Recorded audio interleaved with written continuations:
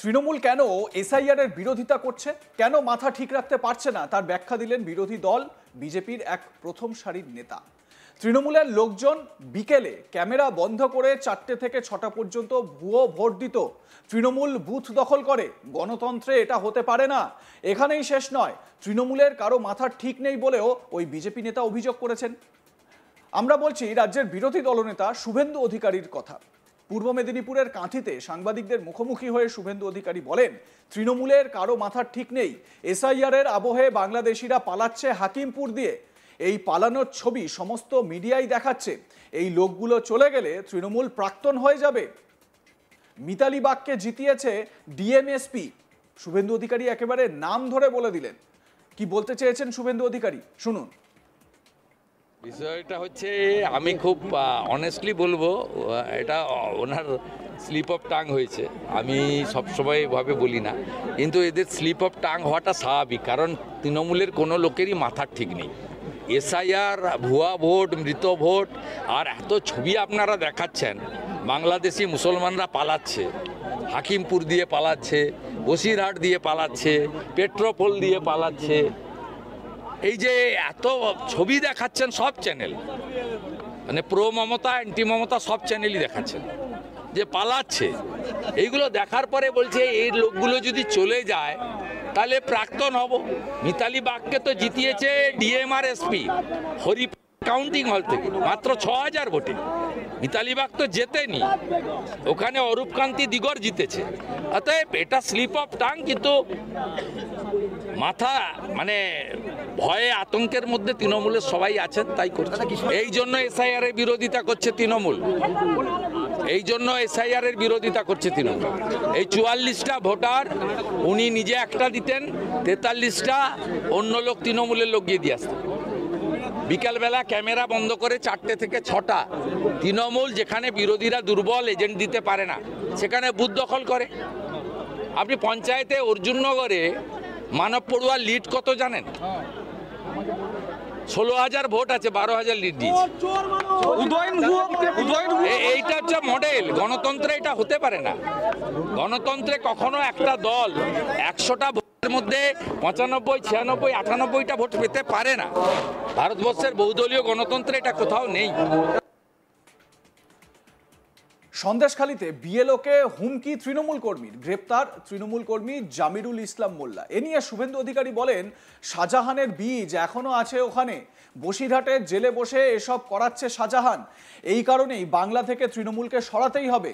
SIR হবে আর মমতাও হারবে। কি বলেছেন শুভেন্দু, শুনুন। এখনো শাহজাহানের বীজ ওখানে আছে কিছু। বিজেপিকে রাজ্যে না আনলে এদেরকে অঙ্কুরে বিনষ্ট করা যাবে না। এদের বীজ এখনো আছে। এরা যেহেতু জেলে বহাল তবিয়তে আছে, ফোন ব্যবহার করছে, বসিরহাটের ফোন থেকে, বসিরহাটের জেল থেকে শাহজাহান ফোনে এগুলো কন্ট্রোল করছে। এর জন্য দায়ী মমতা ব্যানার্জি। মমতা ব্যানার্জিকে না সরালে এই রাজ্যে কখনো আইনের শাসন প্রতিষ্ঠিত হতে পারে না। এখানেই শেষ নয়, তৃণমূল সাংসদ কল্যাণ ব্যানার্জিকেও কটাক্ষ করেন রাজ্যের বিরোধী দলনেতা শুভেন্দু অধিকারী। কি বলেছেন তিনি কল্যাণ ব্যানার্জিকে নিয়ে, শুনুন। ওনার সুপ্রিম কোর্টে যাওয়া উচিত। সিটিং জাস্টিসকে দিয়ে ইনভেস্টিগেশন করানো উচিত। উনি তো, ওনার তো খরচ লাগবে না, নিজেই লয়ার। উনি সুপ্রিম কোর্টে একটা জুডিশিয়াল ইনভেস্টিগেশন চান। এগুলো সব দেশ বিরোধী কথা, জামাতিদের মতো কথা। বাংলাদেশে যা হচ্ছে এখানেও এরা তার প্রতিনিধিত্ব করছে। এরা উদার চেতনার রাষ্ট্রবাদী দেশপ্রেমিক নয়। শুভেন্দু অধিকারীর যে বক্তব্য, সেই বক্তব্যে আপনারা বারবার শুনেছেন। সম্প্রতি শুভেন্দু অধিকারী এই অভিযোগ করেছেন যে এসআইআর এর যে কাজ, সেই কাজে বেশিরভাগ বিএলওই কিন্তু ঠিকঠাক কাজ করছেন। 67 জন বিএলওর বিরুদ্ধে তার অভিযোগ। এমনকি তিনি অ্যাডিশনাল সিইও অরুণ প্রসাদের বিরুদ্ধে বিস্ফোরক অভিযোগ করেছেন। তিনি বলেছেন, মুখ্য সচিব মনোজ পন্থের ফোনে, ফেস টাইমে ফোন করে মমতা বন্দ্যোপাধ্যায়কে এসআইআর সংক্রান্ত নির্বাচন কমিশনের ভেতরের সব খবর এই অরুণ প্রসাদ দিচ্ছেন রেগুলার বেসিসে। এই অভিযোগও ইলেকশন কমিশনের কাছে করেছেন রাজ্যের বিরোধী দলনেতা। এই দিন মিতালি বাগের নাম করে তিনি একটা বিষয় বলেন যে কিভাবে মিতালি বাগকে ডিএমএসপিরা জিতিয়েছে। সেই বিষয় বলতে গিয়ে শুভেন্দু অধিকারী কি বলেছেন আরো একবার শোনাই সেই বক্তব্য। বিষয়টা হচ্ছে, আমি খুব অনেস্টলি বলবো, এটা ওনার স্লিপ অফ টাং হয়েছে। আমি সবসময় ভাবে বলি না, কিন্তু এদের স্লিপ অফ টাং হওয়াটা স্বাভাবিক, কারণ তৃণমূলের কোনো লোকেরই মাথার ঠিক নেই। এসআইআর, ভুয়া ভোট, মৃত ভোট, আর এত ছবি আপনারা দেখাচ্ছেন। বাংলাদেশি মুসলমানরা পালাচ্ছে, হাকিমপুর দিয়ে পালাচ্ছে, বসিরহাট দিয়ে পালাচ্ছে, পেট্রোপোল দিয়ে পালাচ্ছে। এই যে এত ছবি দেখাচ্ছেন সব চ্যানেল, মানে প্রো মমতা, অ্যান্টি মমতা সব চ্যানেলই দেখাচ্ছেন যে পালাচ্ছে। এইগুলো দেখার পরে বলছে এই লোকগুলো যদি চলে যায় তাহলে প্রাক্তন হব। মিতালি বাগকে তো জিতিয়েছে ডিএমআর এসপি হরি কাউন্টিং হল থেকে মাত্র 6000 ভোটে। মিতালি বাগ তো জেতেনি, ওখানে অরূপকান্তি দিগর জিতেছে। অতএব এটা স্লিপ অফ টাং, কিন্তু মাথা মানে ভয়ে আতঙ্কের মধ্যে তৃণমূলের সবাই আছেন, তাই করছে। এই জন্য এসআইআর এর বিরোধিতা করছে তৃণমূল, এই জন্য এসআইআর এর বিরোধিতা করছে তৃণমূল। এই 44টা ভোটার উনি নিজে একটা দিতেন, 43টা অন্য লোক, তৃণমূলের লোক গিয়ে দিয়ে আসতেন। বিকালবেলা ক্যামেরা বন্ধ করে 4টে থেকে 6টা তৃণমূল, যেখানে বিরোধীরা দুর্বল এজেন্ট দিতে পারে না, সেখানে বুথ দখল করে। আপনি পঞ্চায়েতে অর্জুননগরে মানব পড়ুয়ার লিড কত জানেন? 16,000 ভোট আছে, 12,000 লিড দিয়েছে। এইটা হচ্ছে মডেল। গণতন্ত্রে এটা হতে পারে না। গণতন্ত্রে কখনো একটা দল 100টা ভোটের মধ্যে 95, 96, 98টা ভোট পেতে পারে না।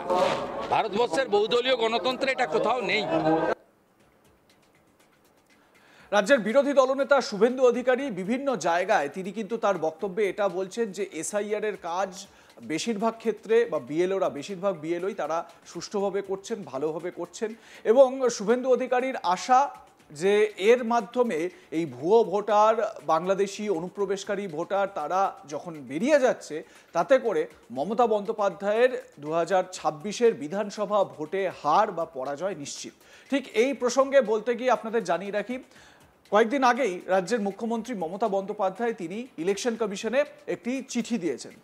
মুখ্য নির্বাচন কমিশনারকে উদ্দেশ্য করে তিনি চিঠি দিয়েছেন, যেই চিঠিতে তিনি উল্লেখ করেছেন যে এই এসআইআর এর কাজ যেন আপাতত স্থগিত রাখা হয়। এ প্রসঙ্গে বলতে গিয়ে তিনি বিএলওদের অসুস্থ হয়ে পড়ার কথা উল্লেখ করেছেন, এমনকি বিএলওদের কি চাপের, কতটা চাপের মুখে কাজ করতে হচ্ছে সেই প্রসঙ্গ উত্থাপন করেছেন। এবং তিনি এটা উল্লেখ করেছেন যে ঠিকঠাকভাবে তাদের প্রশিক্ষণ হয়নি, ঠিকঠাকভাবে প্রশিক্ষণ না হওয়া সত্ত্বেও তাদেরকে এসআইআর এর কাজ করতে হচ্ছে।